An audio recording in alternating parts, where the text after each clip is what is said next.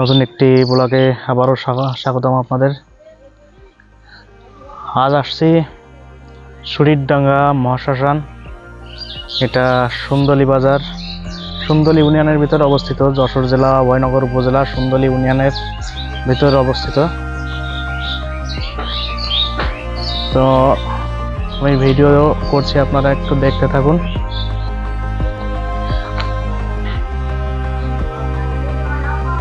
Viewers, আপনারা দেখতে পাচ্ছেন কি সুন্দর একটি বিগ্রহ। আপনারা হয়তো বলতে পারবেন এটি কিসের বিগ্রহ।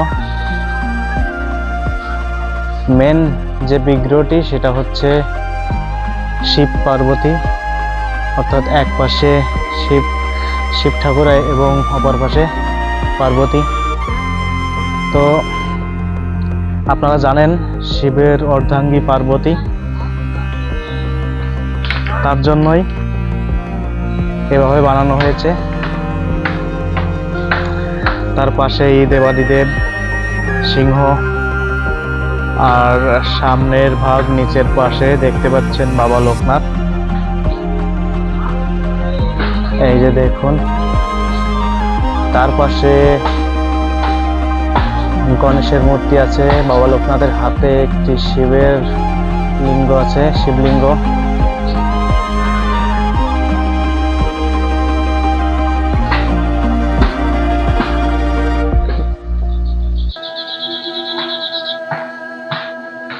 এই বিগ্রহের উপরে আরেকটি বিগ্রহ আছে, এটা কৃষ্ণের বিগ্রহ।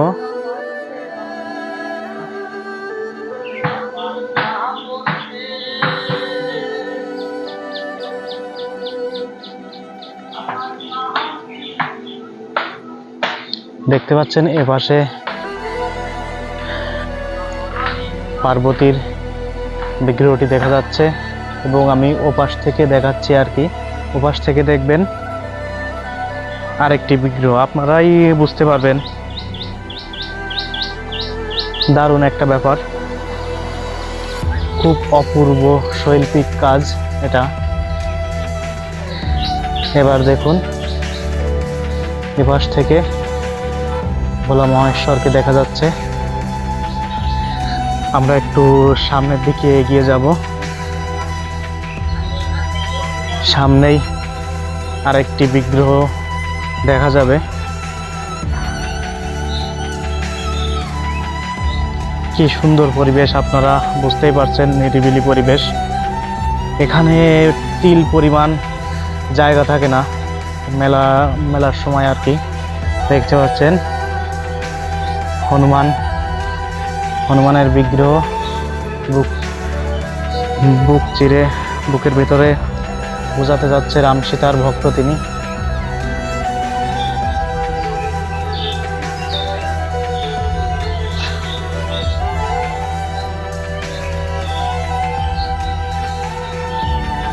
আমি আপনাদের একটু দেখানোর চেষ্টা করছি কাছ থেকে।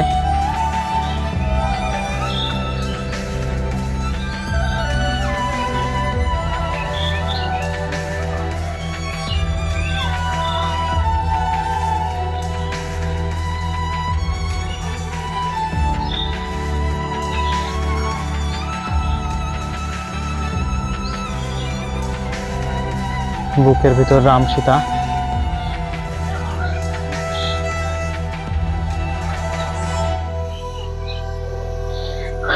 পুকুর পাড়েই এই বিগ্রহগুলো অবস্থান। কি নিদারুণ পরিবেশ, আপনারাই দেখুন বন্ধুরা।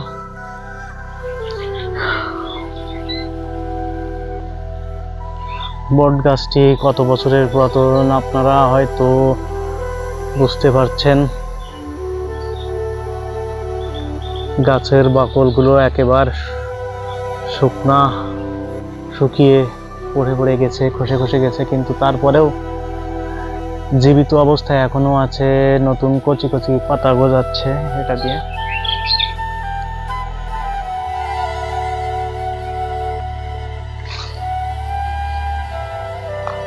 কি সুন্দর পরিবেশ।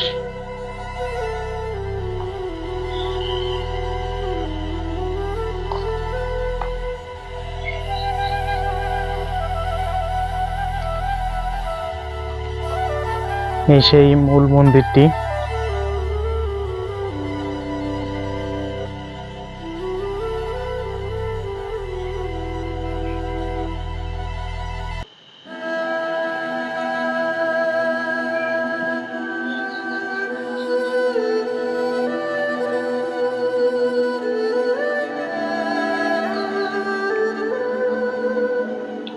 তো ভিউয়ার্স, অনেকেই জানেন না আপনারা যে এখানে এত সুন্দর একটি মন্দির আছে,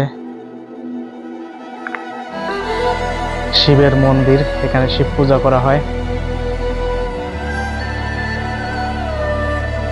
তো আপনারা অবশ্যই আসার চেষ্টা করবেন অভয়নগর উপজেলার শরীরডাঙ্গা গ্রামে।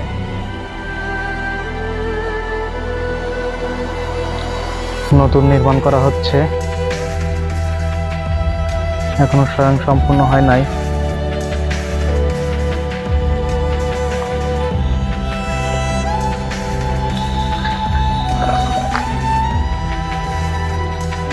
এই যে জায়গাগুলো দেখতে পাচ্ছেন, এখানে একটু জায়গাও খালি থাকবে না, বিভিন্ন দোকানপাটে ভরে যাবে আর কি। জেলার ভিতরে শিব পূজা বা চড়ক পূজা যে যেটাই বলেন না কেন, যশোর জেলার মধ্যে সবথেকে বৃহত্তর চড়ক পূজা হয় এই শরীরডাঙ্গা মহাশ্মশানে। আপনারা জানেন কিনা আমি সঠিক জানি না, কিন্তু আপনারা এ জায়গায় আসবেন চৈত্র মাসের শেষ দিনে, অবশ্যই আসার চেষ্টা করবেন। এখানে লোকে লোকে লোকারণ্য হয়ে যায়। যারা আসছেন এখানে তারা অবশ্যই জানবেন যে এখানে দূর দূরান্ত থেকে কত লোকজন আসে আর কি, অনেক লোকের সমাগম ঘটে। তো এটা 96 এলাকা বলে, 96। তো এই যশোর জেলার ভিতর সব থেকে বৃহত্তর মেলা হয় এখানে চড়ক পূজা উপলক্ষে। দেখতে পাচ্ছেন এটাই সেই মহাশ্মশান।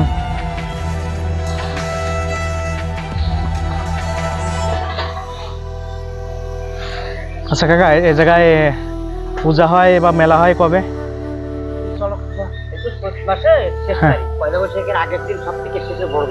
শেষে বড় মেলা, তাই তো?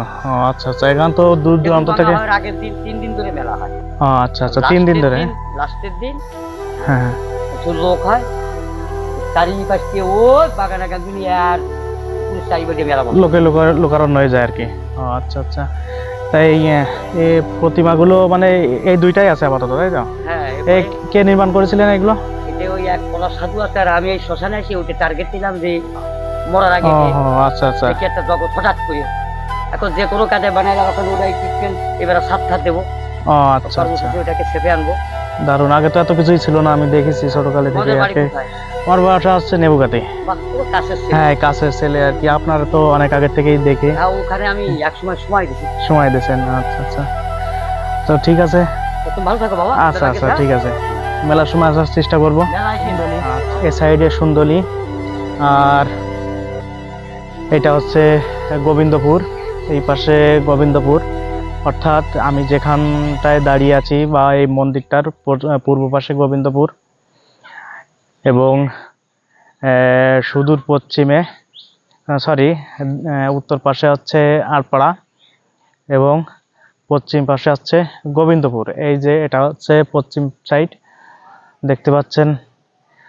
তো এই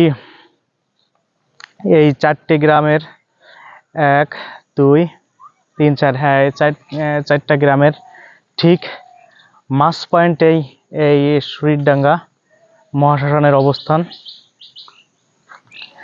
তো এখন এখানে দেখার কিছুই নাই, আপনারা দেখতে পাচ্ছেন এখানে কোনো লোকও নাই, লোকজন শূন্য অবস্থায় আছে। আপনাদের দেখতেও হয়তো ভালো লাগবে না এখন। তো আমি চেষ্টা করব যে মেলার সময় আসার। তো আমি এখানে জানি যে এখানে মেলায় কেমন লোক হয় আর কি। মেলার সময় ভিডিও করতে অনেক ঝামেলা, কারণ প্রচুর লোকারণ্য থাকে। তো তবুও আপনারা যদি চান যে মেলার ভিডিও দিতে বা দেখতে, আমি আসার চেষ্টা করব। তো ধন্যবাদ, আমার সঙ্গেই থাকুন। ভিডিও যদি ভালো লেগে থাকে অবশ্যই লাইক, কমেন্ট, শেয়ার করবেন। তো ধন্যবাদ।